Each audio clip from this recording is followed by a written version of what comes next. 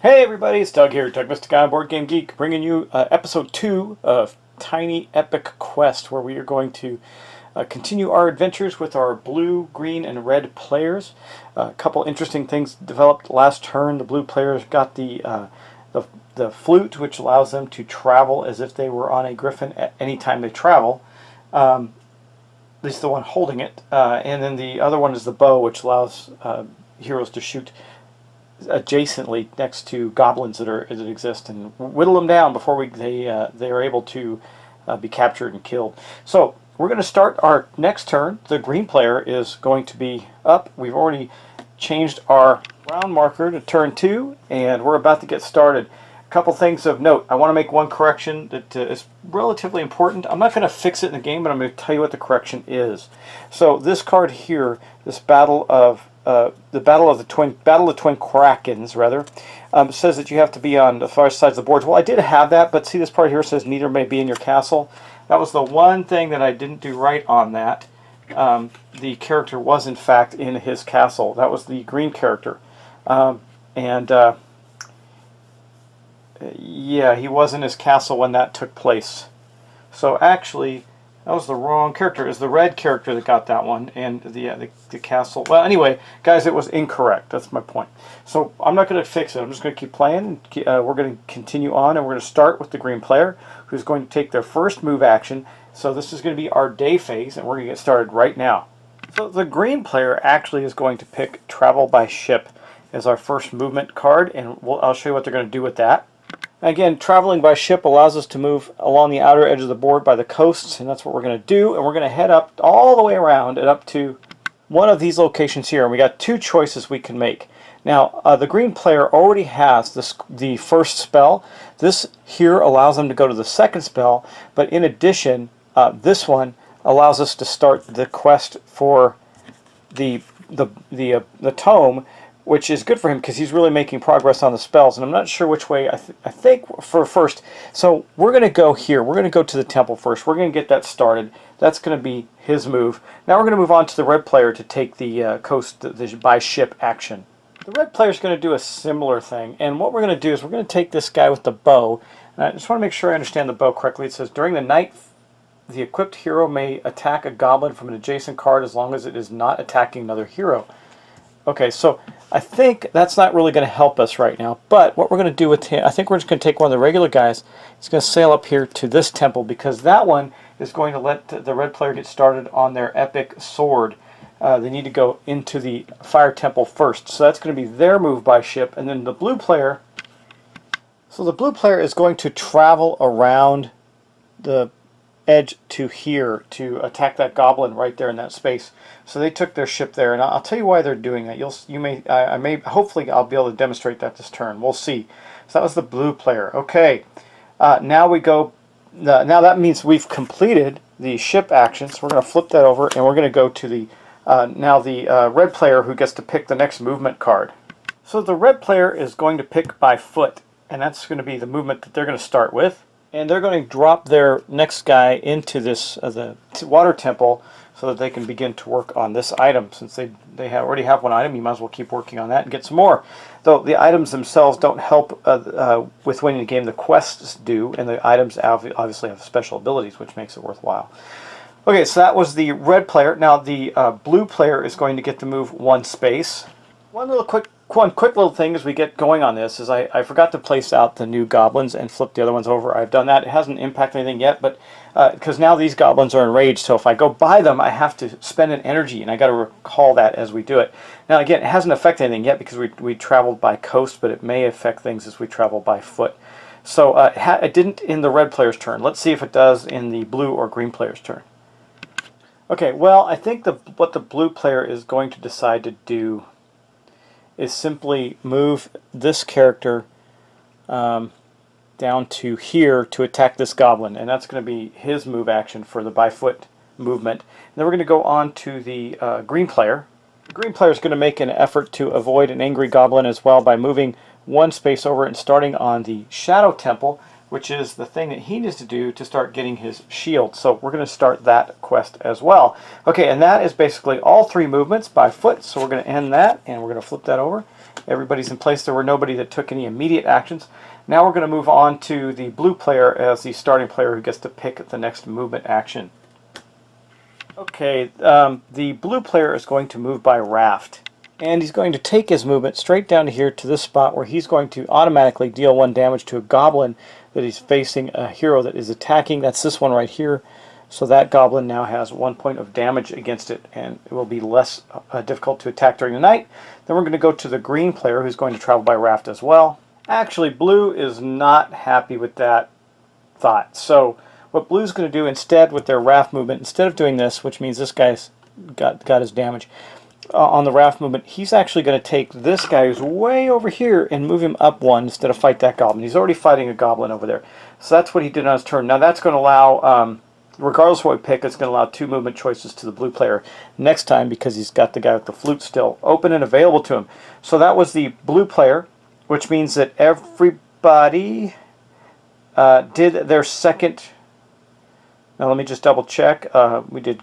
So green had has the token, but we went, let me see, so red still has to go, or actually green still has to go as well. They still have somebody in their castle, and they have moved everyone. So it's green, then red. I got out of sequence there, but green's going to go next, and they're going to move by raft. And frankly, they're going to pass that movement. There's really no place that they want to go. They're situated.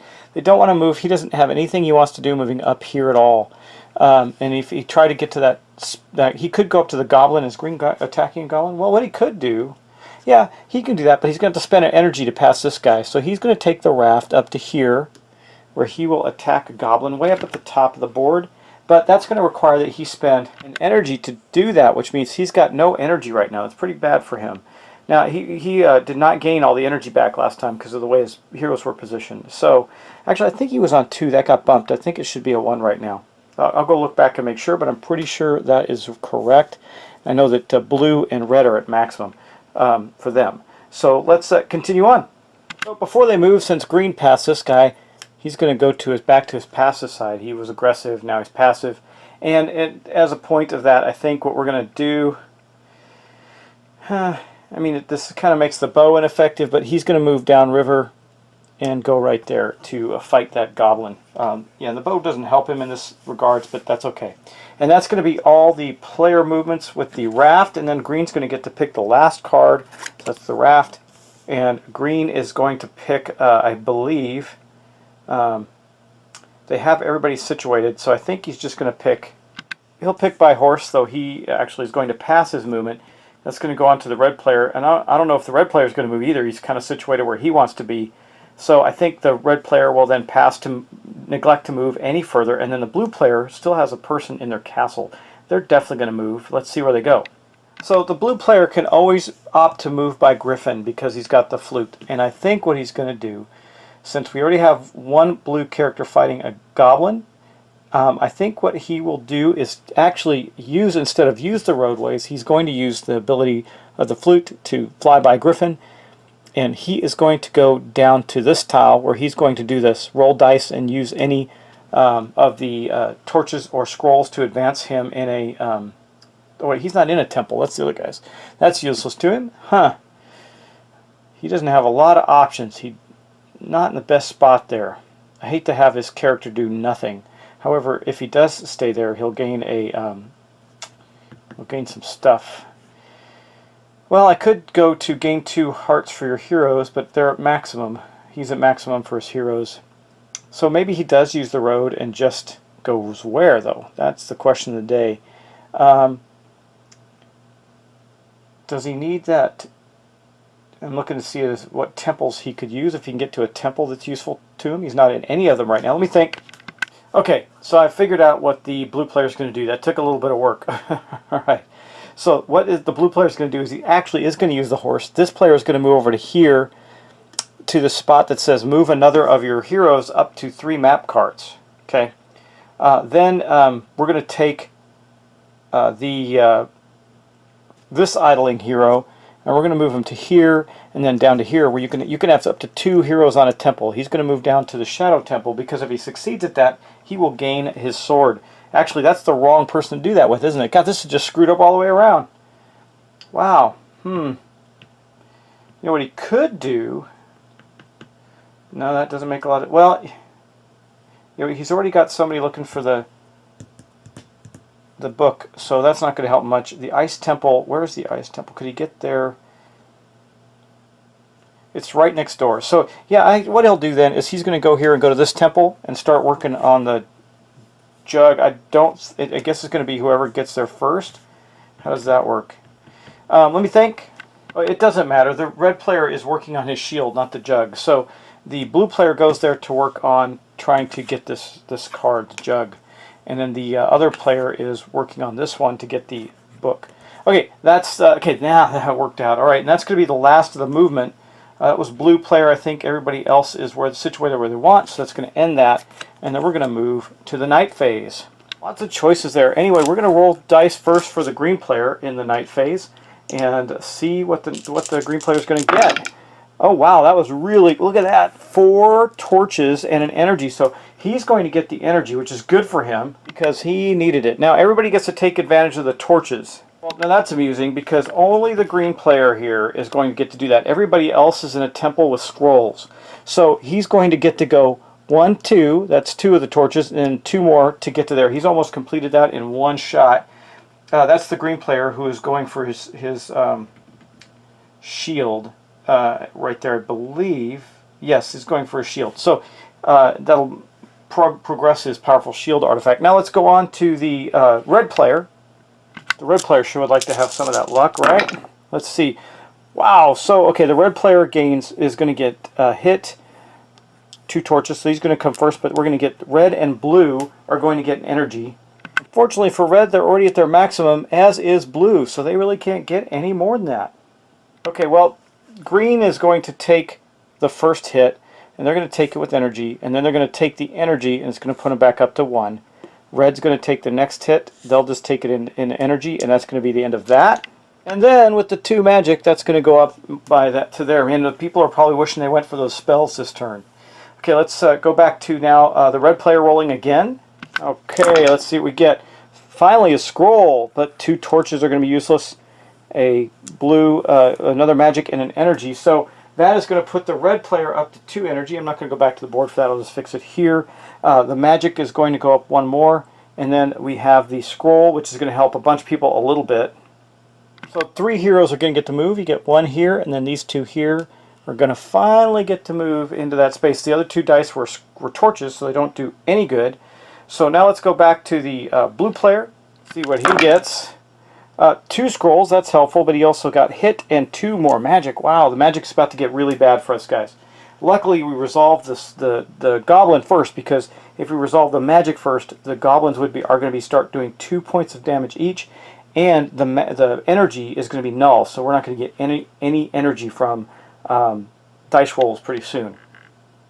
So the blue player is unfortunately going to take that hit. He's got no choice. And then we will move up 2 more on the magic track. Now if you can see it, it's kind of small. But right here there's a little goblin symbol that says equals -2 and an energy symbol that equals an X on energy. So no more energy for those guys. Now everybody in the scroll temples will get to move 1 more for the most part because they can't move 3. So they're going to get to move here. Even though there were 2 scrolls, and I also got the guy way over there. Even though there were 2 scrolls, they needed 3 to keep moving, so they got to that spot. That was the blue player, so now we're going to move on to the green player's roll. Nobody feels good about resting yet, so let's continue on and see what we get. Well, okay, 3 energy, which are useless. Oh, that's such a shame. Wow. 1 hit to the goblin and 1 more magic. There's been some awful rolling, and it's about to get really bad because that now goes up to here. Now, that helped blue. Blue actually will get to their 2nd level spell. That's pretty good for them. But the next thing that we have to do is all the goblin hits. I don't think these guys are going to get to kill these goblins. They still have a lot of hits to go to get the goblins down. That is crazy. So that was, I believe, the green player. So now we're going to red player again. Man, if they're feeling like they just need to press their luck a little bit here, let's see what they get.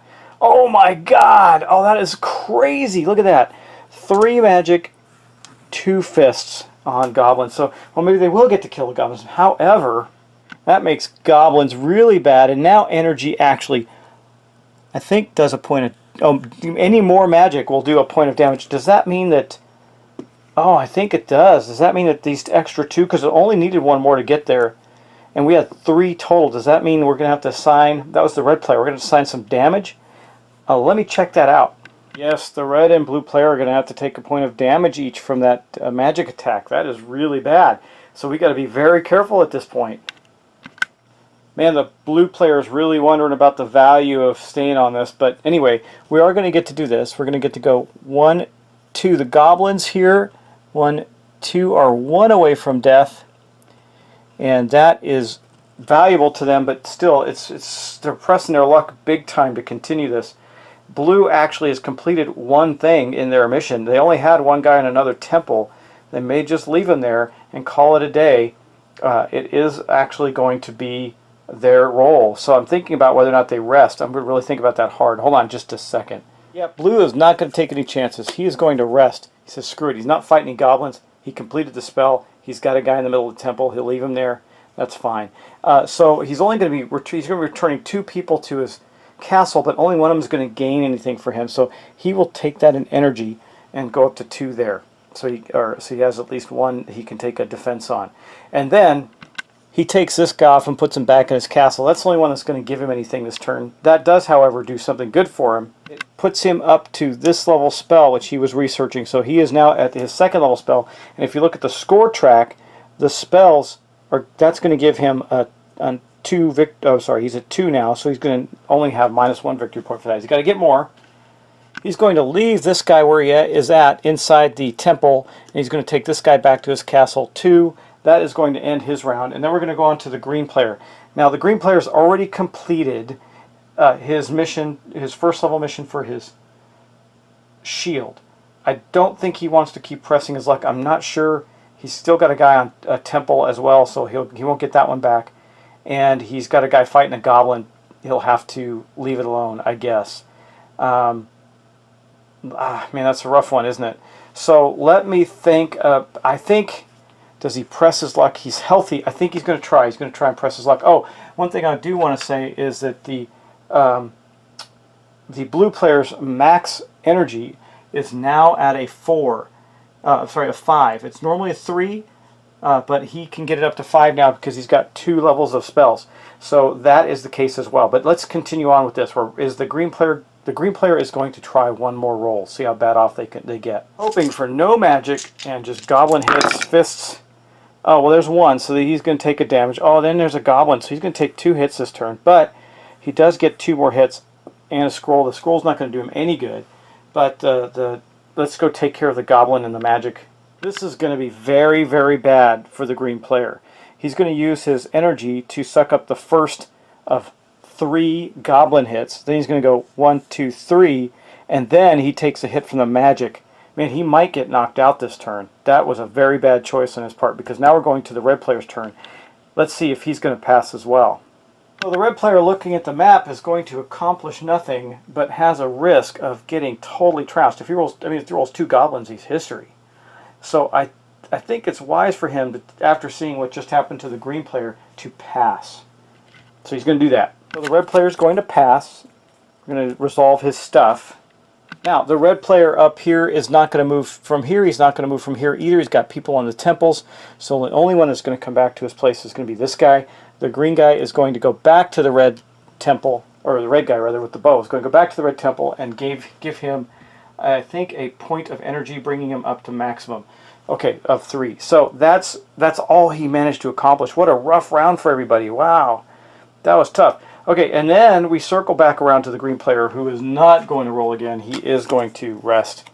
The green player, however, is going to have only 2 people come back. That's a good news. So the first thing is he'll have this one come back off of the temple there to the green castle, which is over here. And then that's going to advance his shield up 1. And then he will go to the guy that's coming back from the goblin. Now that gives him, he'll take a health. And then he's going to pull the one back from the goblin, which he'll take another health. And that means he will come back as well. He's going to leave the one on the desert temple, or over here, way over here. He's going to leave him on the temple so he can continue to adventure. And that is basically means everybody has rested, so we're going to go to the end part of the phase, which is called the resolution phase. So we moved, we're going to move the magic token all the way back to 0. They're all thankful for that at this point. Then we're going to flip any passive goblin to their red side. So let's take a look at that. We're already up on some of them. So unfortunately, all these ones that they fought, no bueno anymore. They're now aggressive. This one's going to flip over. This one's going to flip over. They're all mean and nasty now. This one over here and this one over here. I think they stay that way too. I don't think they bounce back if they're already... It says fill any goblin portals. We didn't kill any. Okay, then we're going to refresh all the movement cards. I'm flipping all those over. And then we actually did not complete a quest this turn. So what does that mean? If the first player token is still on the quest side face up, if the first player token is showing the quest side, the rightmost quest card is discarded. So the way I'm doing that, the rightmost quest card would be this Griffin one. So that's going to get discarded, which is too bad because the one player is going to get that one next turn. And we have a temple card. Now I think that is not okay. We need a map card, so we're going to put that one aside. Okay, there we go. So these are going to move over, and we're going to get a map card there. And I think what house rule, I think we're just going to mix the one back in that gets discarded. I don't know if that matters or not. Okay, so we have one there. Sweep out the temples. It says have all 3 of your heroes in temples. Okay, and that's where we're at right now. So hopefully those guys get the jug next turn or the book, because otherwise they're going away, and that would be bad. Alright, so I think that's going to end. That was a little tougher of a turn, but I believe that's going to end our turn for this round. We got all these mad goblins around because we're not fighting them. At least we got guys in temples to get things done, and Blue was hoping to get their sword out this turn, and they did not succeed at that. So the last thing we're going to do is the quest token to the red player, and we're going to take the track, and we're going to go down to turn 3. So next turn when we start, it'll be turn 3. So guys, thanks for watching. Thanks for subscribing. This is a little rougher of a turn. Had a lot more to think about there. I'm thinking of an easier way for me to keep track of who's rolling dice, etc., and who moved next. I'll probably take a yellow, I think one of the meeples from the other player, and just put it on whoever's at that turn so I know which one it is. Because the first player marker doesn't move. Now if you're playing with multiple people, that's easy. They know it's their turn. But when you're playing all 3, it's a little tougher. So thanks guys, appreciate it. This is a cool game. I like this game. It does give you the sense, even though it's a small box and some of the stuff is kind of abstract, like the spells and that, it still gives you the sense of adventuring characters, and that's pretty neat. So I hope you enjoyed it, and I hope you enjoy the next one. So we'll get on that, and I'll talk to you soon. Take care.